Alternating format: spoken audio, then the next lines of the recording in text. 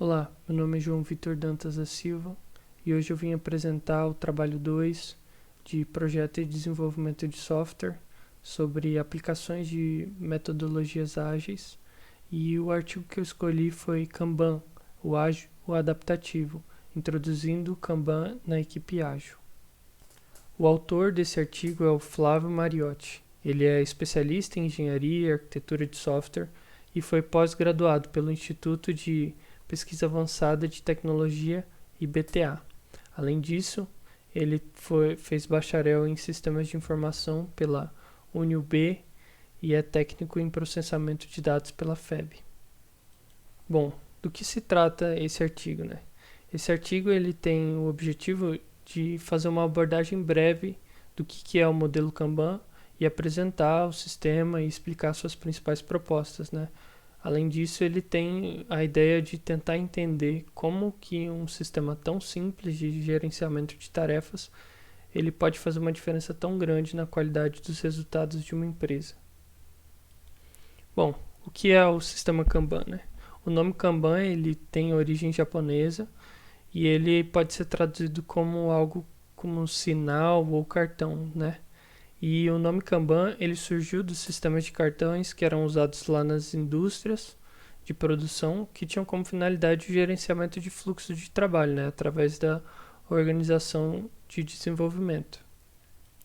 E essa característica, né, de industrial, ela até hoje tem relação com o sistema de Kanban, né? O Kanban ele se baseia na ideia onde as atividades em andamento devem ser limitadas.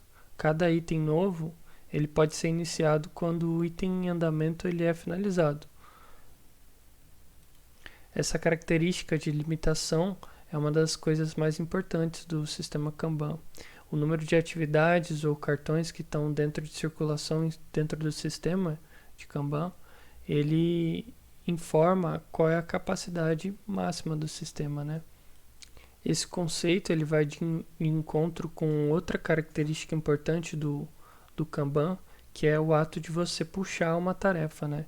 Você sempre quando a capacidade de ser processado uma tarefa, é possível que você puxe uma tarefa a mais. E isso é diferente do que se vê nos modelos tradicionais, né, onde são empurradas as tarefas para os trabalhadores no modelo de cascata. Né, a pessoa vai recebendo tarefa conforme for a demanda da empresa. O Kanban ele tem uma proposta um pouco diferente, né? Ele tenta trabalhar com você entender a capacidade do sistema e cada pessoa ela pode puxar as tarefas conforme você tiver a capacidade de processar essas tarefas. O sistema Kanban. Bom, a figura aqui do lado ela ilustra um modelo mais prático, né, do que seria a aplicação desse Kanban dentro de uma empresa. E aí já fica mais fácil de você identificar as principais características desse sistema de gerenciamento de tarefas. O limite de cartões ele é estabelecido para cada fase. Então, por exemplo, aqui na figura nós vemos que a etapa de análise ela tem um limite de 2 cartões, a de desenvolvimento 3 cartões, a de teste 3 cartões. Cada etapa ela tem um limite máximo de cartões que seriam as tarefas que podem ser colocadas, né? Já os cartões eles são ilustrados por esses retângulos e eles têm todas as características das tarefas que têm que ser feitas, né? Já as carinhas, né, a azul, a rosa e a amarela, elas são as representações de quem são os responsáveis por cada uma dessas tarefas, né?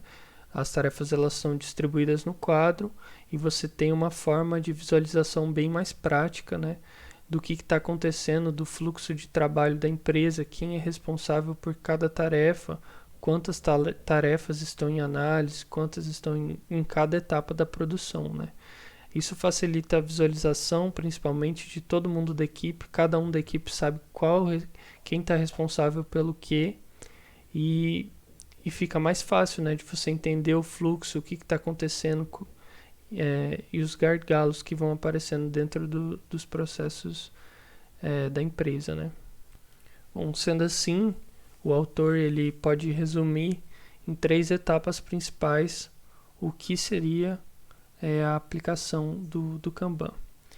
O primeiro seria visualizar os processos, o segundo seria limitar o trabalho em processos, que é o Work in Progress, e o terceiro seria gerenciamento de lead time, ou seja, o tempo em que a atividade leva para passar por todas as fases até a entrega, que seria todas as etapas aqui até a tarefa ser finalizada. Trabalhando com processos limitados. No Kanban, esse conceito ele deve ser completamente respeitado, né? Dentro de cada quadro, dentro de cada limite de tarefas, você tem que colocar qual que é o máximo de tarefas que pode estar contida dentro daquela coluna. Essa é uma maneira rápida de reduzir o lead time, né, que o pessoal chama. E isso é completamente diferente para um outro método bem comum, né, que é o Scrum. O Scrum ele propõe que os membros da equipe trabalhem juntos em apenas uma necessidade antes de iniciar um novo item, né?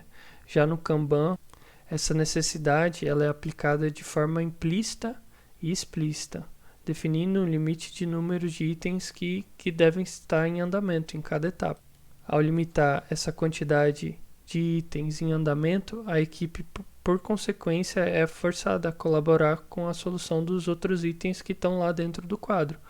Então, o Kanban não trabalha essa questão de processamento limitado, ela ajuda tanto ao trabalho em conjunto de maneira explícita quanto implícita. Bom, os benefícios alcançados com o Kanban. Alguns estudos eles já vêm mostrando diversos benefícios que as equipes, ao adotar um modelo de gerenciamento de tarefas Kanban, eles começam a observar algumas vantagens, né?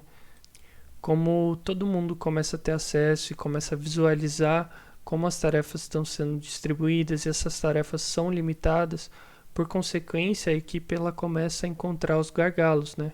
E isso faz com que esses gargalos eles sejam resolvidos, né? Gargalos que antigamente não eram visíveis pela equipe e não tinham como ser resolvidos, agora eles são expostos no quadro Kanban e fica muito mais fácil da equipe procurar uma solução para resolvê-los, né? E um outro benefício, né, que o Kanban ele traz quando ele é aplicado é uma evolução gradual do processo, né, de cascata para um movimento de desenvolvimento ágil de software. O que era um modelo de cascata, ele acaba se transformando num modelo de desenvolvimento ágil, que é uma coisa muito mais atual, uma coisa muito mais pensada e que pode ser trabalhado de uma forma muito melhor dentro da empresa. Além do fato, né, de que essa cultura ela acaba se espalhando dentro da empresa, né? Você começa aplicando um Kanban com uma equipe e ela acaba crescendo e indo para outras equipes que às vezes não estão nem relacionadas com software. Bom, a conclusão principal, né, é que com o Kanban aplicado, as equipes elas conseguem visualizar muito melhor o fluxo de trabalho e dividir esse trabalho em partes, fazendo com que ninguém fique sobrecarregado, a equipe consiga resolver os gargalos e você começa a sair desse modelo de cascata onde as coisas vão sendo empurradas para a equipe e passa a entrar em uma metodologia ágil, onde os problemas são resolvidos com mais agilidade e os produtos são entregues com mais qualidade. Então, a verdade é que várias empresas vêm se alinhando para ganhar uma vantagem competitiva no mercado e o Kanban é uma ferramenta que pode auxiliar bastante em aumentar o desempenho das equipes e produzir softwares com maiores qualidades.